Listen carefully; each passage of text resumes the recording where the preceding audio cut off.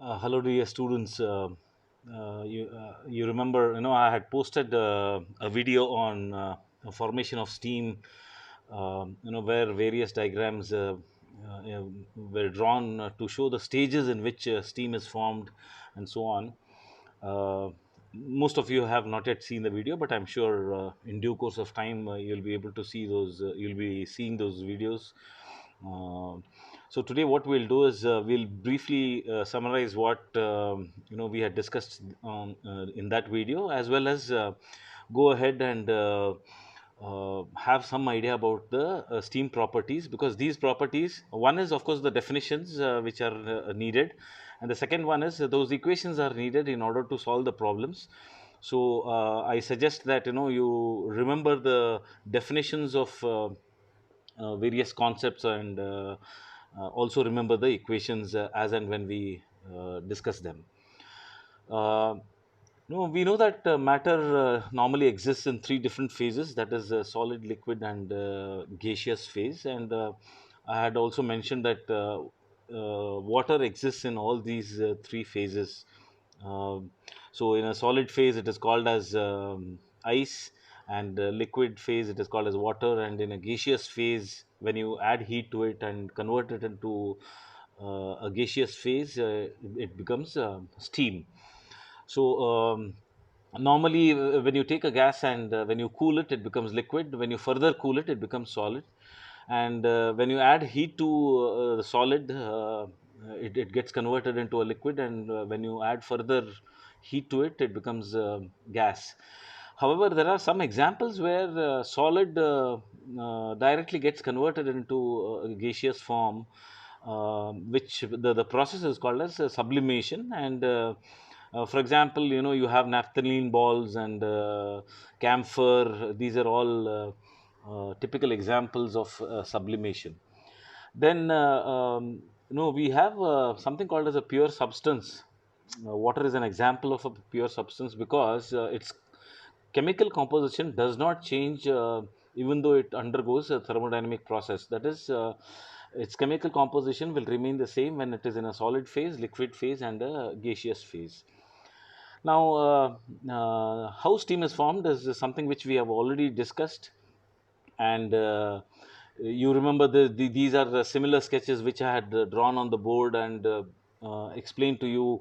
How from ice, we slowly convert that into water, and we take 1 kg of water, add heat to it, and then we'll have a mixture of water and steam, and then we have dry saturated steam, and then finally superheated steam.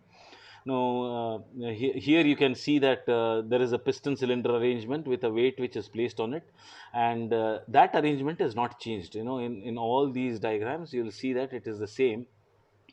But since we are adding heat, what is happening is there is increase in the energy of the system, and work is being done. That is why you will see that there is an increase in volume, as it goes on. Uh, then, we also had drawn the temperature enthalpy diagram. The difference between this diagram and the one which I had drawn on the board is, we had actually started on the board from this line. That is, we had assumed that water is already at 0 degrees. However, if you observe carefully, here it is mentioned that it is solid state. Solid state means it is still ice, and at point Q, it is ice. And point R is where it gets converted into water. So this is, Q is the point where ice is at 0 degrees, and R is the point where water is at 0 degrees. So this change of phase has taken place because of heat addition, but even though we are adding heat to it, there is no rise in temperature. Hence, it is called as latent heat of ice or latent heat of condensation. So from here, as we add heat, we discuss that it reaches the saturation temperature. Then there is no further rise in temperature, even though we are adding heat to it. So at this point, it is all water which is boiling at its saturation temperature at a given pressure, and at this point, it's all dry saturated steam, but at the same saturation temperature. And further addition of heat, will take it into a superheated state. So this was called as sensible heat, and this was called as latent heat of steam or latent heat of vaporization, and this is the heat of superheat or heat of superheated steam. So we'll see the definitions. What is the meaning of saturation temperature? Now, it is defined as a temperature at which water begins to boil at a given constant pressure. So when you are conducting that experiment, the pressure should not be changed. And when we slowly start adding heat to this water, which was initially at 0 degrees, it receives the heat, and at some point it starts boiling, and that boiling temperature, or the temperature at which it starts boiling, is called as a saturation temperature, and it is denoted as T suffix small s. Then we have superheated temperature. Superheated temperature is the temperature of steam above the saturation temperature and at the same given pressure. Okay, so that is called as superheated steam. Then we have sensible heat. So if you remember, water was 1 kg of water was at 0 degree centigrade, and when we add heat to it, it reaches its saturation temperature. So the amount of heat that needs to be added to convert 1 kg of water from 0 degree centigrade to its saturation temperature at a given constant pressure is called as the sensible heat. Then we have latent heat, that is the amount of heat required to evaporate 1 kg of water. That is, the dryness fraction is 0 in the beginning, and to evaporate 1 kg of water at its saturation temperature to 1 kg of dry steam at the same saturation temperature at a given constant pressure is called as the latent heat of steam or latent heat of evaporation. And when it becomes dry saturated steam, the dryness fraction becomes 1. Then we have heat of superheat or degree of superheat. So it is defined as the amount of heat required to increase the temperature of dry steam from its saturation temperature to any desired higher temperature than the saturation temperature, also at the same constant pressure. And the difference between the degree of difference between the superheated temperature and the saturation temperature will be called as the degree of superheat. Now, we have three different types of steam in their quality. So, we have wet steam, dry steam or dry saturated steam, and superheated steam. Now, what is wet steam? So, once water reaches its saturation temperature, when it starts boiling, it is at that point when steam starts getting formed. So, wet steam is defined as a two-phase mixture which contains both water and steam at the saturation temperature and corresponding to a given pressure. So, you will have both. So, here the dryness fraction varies between 0 and 1. And then we have dry steam or dry saturated steam. It is the saturated steam where there are no water molecules at all. Everything gets converted into steam. So the saturation temperature remains the same, and the dryness fraction of dry saturated steam is 1. Then we have superheated steam. When steam is heated beyond its dry saturated state, then whatever quality of steam we get is called as a superheated steam. So, but all of them have to be defined at the same constant pressure. Now, superheated steam has certain advantages. As I have been telling, that of course there are instances where either wet steam or dry saturated steam, they find their uses. But in most of the cases, we generally look upon producing superheated steam. That is mainly because heat energy stored in superheated steam is more than wet steam and dry saturated steam, which is quite obvious because we are adding more heat to it. And because it has more heat, it also has higher capacity to do work. Then it improves the thermal efficiency of boilers and prime movers. Finally, that is, since you are going to use it in steam turbines will operate more efficiently. Then it is economical and prevents condensation in case of steam turbines. However, it also has certain disadvantages, like rise in superheated temperature poses problems in lubrication, and the cost of producing superheated steam is generally more because you will have to have accessories like a superheater and so on. Even though you may not actually incur cost in terms of the fuel being burnt, but in terms of more accessories being used, the cost will be more. Then, we were talking about dryness fraction. Dryness fraction is a measure of quality of wet steam, and it is defined as the ratio of mass of dry steam, that is mg. We ratio of mass of dry steam is defined as mg to the mass of total wet steam. So the total wet steam will be mg plus mf, where mf is the mass of water vapor. It will be in two forms. So now let's see what will happen. For example, when we have only water which is boiling, when it just reaches the saturation temperature, there is no steam at all. Hence, what happens in this equation is the value of mg is 0. There is no dry steam at all. Hence, if the numerator is 0, then x is 0. So at that point where water starts boiling, the value of x is 0. Now let's see what happens when we get dry saturated steam.